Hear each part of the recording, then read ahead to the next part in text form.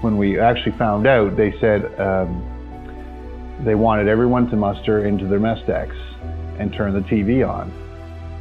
And so we were down in the mess decks, and Brian Mulroney came on press conference, and they said these 3 ships are going, and you literally could have heard a pin drop in the mess, and there was like 54 men in my mess, and you could have heard a pin drop. It was shocking because all my family was in Germany at the time, and like I said, my two young kids and a wife, and I'm leaving the country to go to an actual war. The reason it's not been mentioned too often is because if you're going to draw this weapon, you're going to draw it to use it. Je suis parti de l'Allemagne, je suis parti tout de suite au Qatar, dans le Golfe Persique. Ça a été ma première expérience opérationnelle. Puis c'est là qu'à un moment donné, tu changes un peu le focus. Tu dis là, c'est plus rien qu'un jeu, là, c'est vrai. Là. Parce que la première fois que j'ai eu peur de mourir, c'est là. It was a very emotional time because, as you know, we were told we didn't know how long we were going to go for. We knew that it was a troubled spot in the world, and potential hostilities would be occurring, and that there's just so many unknowns.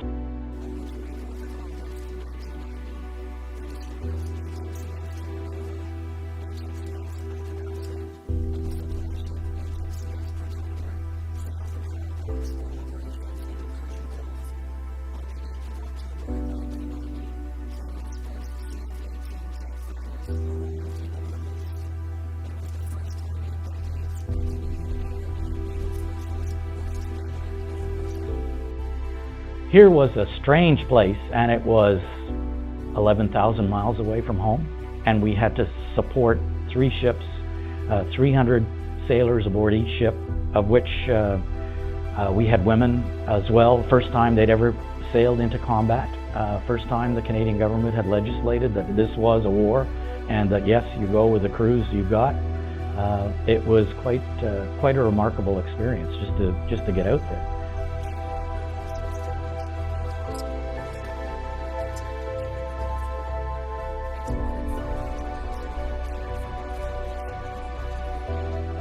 We were there with one Canadian field hospital, and we set up like a MASH unit, mobile hospital, out in the middle of the desert on the Kuwaiti-Iraqi border, along with a POW camp. On était à une place qui s'appelait Al-Kazuma, qui est au nord-est de l'Arabie Saoudite. On était environ peut-être 30-40 kilomètres des lignes du Koweït. Puis, bien entendu, avec tout ce qu'on peut s'imaginer, on n'était quand même pas directement là au front, mais avec des obus qu'on voit, qu'on peut voir, qu'on peut entendre. The tense moments going through a minefield, you don't have time to think about morale when you're going through a real minefield. For 72 hours, the ship is all closed down, there's no fresh air, you can hear a pin drop for 72 hours. You try that at home. You try to stop everything at home and tiptoe around in socks for 2 or 3 days. It will start to get to you a little bit. That was necessary, but was it easy? Heck no. I always remember the Chief of Staff, Wolf Cutter, Full Colonel, U.S. Army, called me at 2:30 in the morning. He says, "Don, the first Scuds have just landed in Tel Aviv." We all know, we joke about it, that war is 90% boredom and 10% terror, and it's true.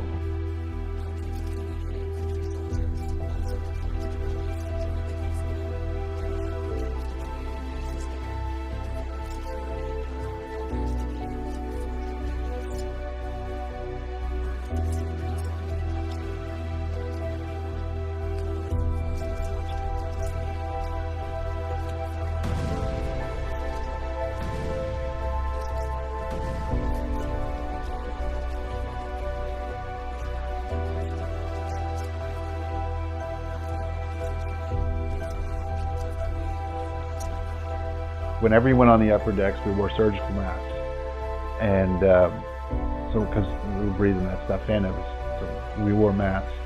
But there wasn't really anything to see. It was just gray was like a cloudy, foggy day, except really hot. And I remember running my finger on the side of the ship, and it was charcoal black from the soot. That was, and you didn't feel clean. It was your skin was oily. It was very disgusting.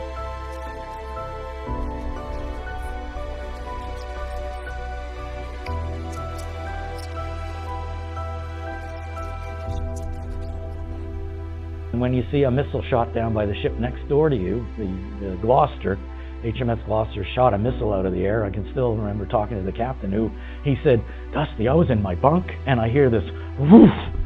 And he said, I went flying into the ops room and said, "What was that?" That was a missile, an anti-missile missile. "Whose missile?" he says. "Yours, sir," says the combat officer on duty. And they fired a missile to take a missile out from Iraq. And we were within 3 miles of that engagement. Lots of tense moments